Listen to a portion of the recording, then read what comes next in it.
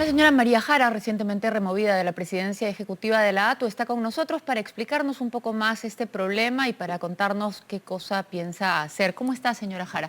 Muy buenas noches. Para poner brevemente primero el tema de su caso, después vamos al transporte. Usted ya ha adelantado que la remoción es ilegal y que van a tomar medidas y espera que, como en el caso del procurador Soria, usted sea repuesta en el cargo. Efectivamente, el tema es muy simple de entender. La ley de ATU, que es una modificación de la Ley Orgánica de Municipalidades, establece que la institución es autónoma y que los miembros del Consejo Directivo son designados por 5 años. Es decir, dentro de las normas administrativas, no son funcionarios de confianza, sino de designación y remoción regulada, conforme lo ha establecido. O sea, con causales. Exactamente. Y se cambió hace unos días esta norma por un decreto supremo y dijeron no, ahora la podemos sacar por pérdida de confianza y la ministra la sacó. Exacto. Y además dijo que se establecía este decreto supremo que entró sin conocimiento ni opinión de ATU ni de nadie más, que iba a servir para evaluar. Ni bien se publicó la norma a las 3 de la mañana, al día siguiente se publicó la resolución que me apartaba del caso. O sea y al día siguiente, y en ese día, y además se designa al nuevo presidente. Y yo quiero decir algo acá que me parece gravísimo. Y me parece gravísimo por lo siguiente, porque ha ingresado el nuevo presidente y prácticamente ha destituido a todos los directores de infraestructura, de operaciones, de fiscalización. El día de mañana va a haber una modificación de ruta por unos desvíos importantes por las obras de la línea 2 del Metro de Lima en la zona de Fawcett. ¿Quién se va a hacer cargo? ¿Cómo van a continuar con el trabajo? ¿Por qué los ha destituido a todos? ¿Cuál es el plan? No lo sé. No lo sé. ¿No lo sabe realmente o no quiere decirlo? No, es que... Porque ya desde la época del ministro Silva la querían sacar y lo que se sabía ahí era que había un acuerdo con los colectiveros. Así es, pero ahora no será lo mismo. Y ahora lo que han dicho es que era para evaluar. Y yo lo que no, eso es lo que han dicho, pero mi pregunta es muy concreta. ¿No es lo mismo? Porque tenemos un proyecto de ley para formalizar a los colectiveros. Tenemos que sale el reglamento, tenemos que que sacan a todos los directores y tenemos a los colectiveros completamente empoderados y haciendo lo que quieren en Lima. Así es. Digamos que 1 más 1 es que ellos tienen el poder. Y efectivamente, y además internamente se ha traicionado la institucionalidad, porque lejos de querer seguir los planes y el trabajo normal, se ha destituido a todos sin escucharlos. ¿Qué proyecto van a continuar si ni siquiera conocen qué cosa estaba ya por dar a luz? Ahora, sobre eso, y a eso quería ir, voy a pedirle que trate de no responder a la defensiva, sino realmente analizar esto. No respondo a la defensiva, respondo con cierta indignación. Ya, pero he estado revisando el resumen que han hecho ustedes mismos de lo que han hecho en estos años y la verdad, la primera sensación que tengo, señora Jara, es que no han hecho mucho. Y me imagino que eso va a ser usado de excusa por todos aquellos que quieran justificar su destitución, más allá de que la forma evidentemente es inadecuada y probablemente sea revertida. Pero lo que se ve en este informe es que han tenido ustedes 3 años y no han podido hacer casi nada.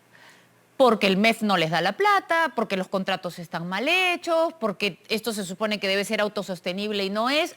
Hay 300 razones, pero la realidad es que no han podido hacer mucho. ¿No puede nadie o no pudo usted? A ver, usted ha dicho bien que la ATU ha asumido la integralidad de los servicios de transporte en septiembre del año 20, en plena pandemia. Una de las cosas fundamentales que se ha hecho es, por ejemplo, que el servicio de transporte no pare. Además de que no pare y que continúe en su operación, se han dado más de 35 millones de soles en subsidios para que opere, más de 500 millones en compensaciones para que los servicios concesionados sigan operando. Entonces, no se puede decir que no se ha hecho nada. Pero, Permítame, además, la misión de usted era ordenar el transporte, no era solo subsidiar Sol, lo poco que tenemos. Permítame, por favor, porque no he culminado la respuesta. Solamente estoy agotando los hechos que nosotros hemos avanzado. Que nosotros no hemos recibido los recursos económicos, efectivamente, no hemos tenido. Llevamos 2 años pidiendo subsidios para poder sacar adelante el transporte y no lo hemos recibido, inclusive de esta ministra, inclusive de este ministerio. Entonces, si no se apoya a la ¿Está hablándome de institución... transportes o de economía? Porque No, aquí la mayor estoy parte hablando de veces... transportes, Ya. porque quien gatilla todo es transportes. Y más bien, habiendo presentado el subsidio también este año, el Ministerio de Economía y Finanzas nos ha abierto la puerta para poder tramitar el subsidio de este año y la política del siguiente año. Pero el problema que ustedes pro- mismos ubican aquí no solo es un problema de tapar con subsidios lo que está, digamos, sufriendo carencias hoy, sino que aquí lo que dice es que no se ha terminado de hacer las licitaciones, que ya se sabe que los contratos no funcionan porque el sistema no es autosostenible y que hay que hacer otros. Ya. Y sin embargo, Y sin todo está embargo, atrasado. estamos haciendo las adendas en este momento. ¿Cómo vamos a ir a un proceso de licitaciones cuando estamos en una crisis económica? Ir a un proceso de licitaciones significa inversiones. Y el sector de transportes es el de los más sufridos. ¿Qué es lo que hemos hecho? Usted dirá también, ¿por qué no se ha avanzado en otorgar nuevos servicios con distintas Claro, hacer condiciones? nuevos contratos, nuevas conexiones, ¿Sabe nuevas por líneas. qué? Porque recién en octubre del año pasado el Congreso de la República nos ha habilitado la ley para poder dar un nuevo marco para dar autorizaciones nuevas, que es probablemente lo que nos está llamando la atención en este momento para que urja la necesidad de cambio. Tenemos Entonces, ya el en plan octubre- regulador, en octubre tenemos les- ya el chatarreo, tenemos más de 2 años que no se nos permite chatarrear unidades vehiculares. ¿por qué? Por ejemplo, eso también ¿Por qué? estaba leyendo. Porque- Solo han chatarreado 7. 7, ¿y por qué? Porque el Ministerio de Transportes y Comunicaciones no le daba la aprobación a la planta de chatarreo. Y porque ¿Por qué? en este momento, ¿por qué? Por 20 razones. Porque se demoraban en el decreto supremo. ¿Y por qué además, Sol? Porque, por ejemplo, la plataforma en la que se inscriben los vehículos chatarreados hasta ahora no la aprueban.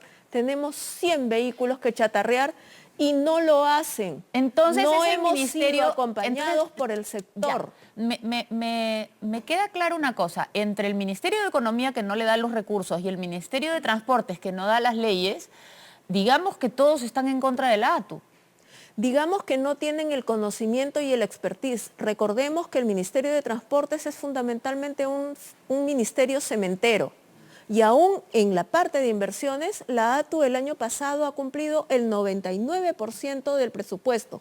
Nosotros hemos ejecutado prácticamente todos los recursos que se nos asignaron. Sí, pero más allá del presupuesto, por ejemplo, veo acá que tienen 432 fiscalizadores para todo Lima y Callao. Y nosotros vemos todo Efectivamente, Lima y porque Callao invadido de colectiveros que además son sumamente violentos, por lo que hemos visto, dispuestos a prenderse fuego, echarse ¿Le cuento? gasolina. Le cuento.